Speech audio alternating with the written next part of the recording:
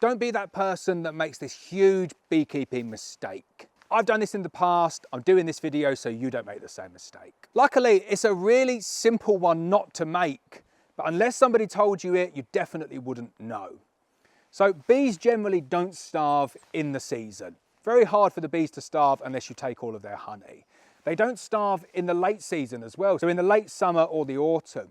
They generally don't starve over winter as well. I know a lot of people say, well, the colonies have died through isolation, starvation, and I guess I used to think that was a thing, but in my view, it's not a thing in the UK. It doesn't really get cold enough for that to come into play, and if you're using a single national box or a single 14 by 12 or even a double national box, quite difficult for the bees to move away that far that they can't find it, especially when the temperature's not that cold in the UK.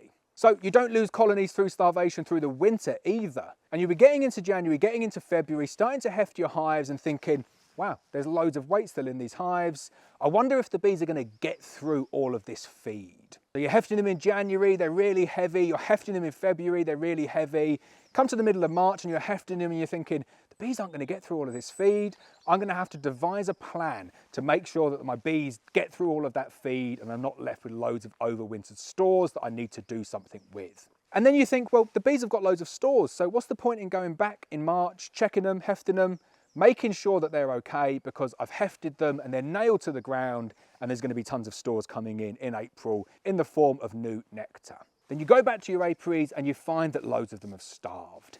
And bee starvation is the worst thing in the world, and it's really easy to identify as well in that there's not corpses, there's not rotting bees, there's just lots of bees with their heads down deep in the cells trying to get every last milligram of honey out.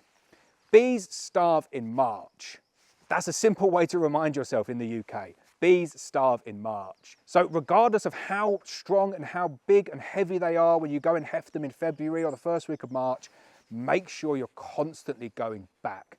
Minimum of once a week, I would say, in March. Heft your hives, because as soon as that colony starts producing brood, the rate in which they consume the existing overwintered stores exponentially rises. And if you get a cold snap or you get a delay to the nectar that's going to be coming in, your bees will starve, they will be dead, and you need to start again. I've made that mistake. Countless others have made that mistake. Don't follow suit. Double check your bees. Make sure they don't starve in March. If you found that video useful, please give it the thumbs up. Hit the subscribe button. We've got loads more tips, tricks, and guidance on our beekeeping channel.